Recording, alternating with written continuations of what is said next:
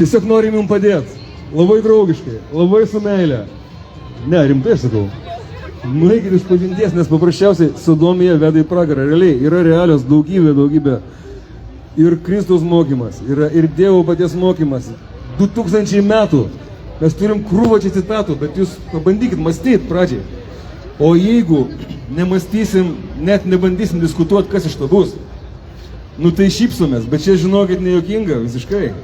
Mes humorą irgi mėgstam, mes tikrai mėgstam juokaut, pakvailiuot, bet kai iškrypimas, kuris šaukasi dangaus keršto, ne tik tam žmogui, kuris tą daro, bet visai valstybei, tai buvo Justiniano kodekse.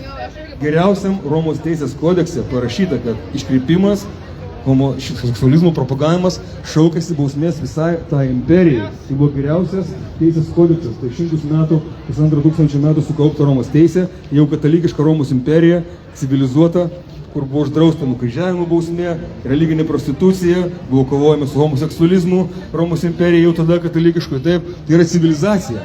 O tai, kas čia praėjo, šitas komjaunuolių paradas, yra naujoji barbarybė. Yra vėl naujoji barbarybė, tai buvo tada.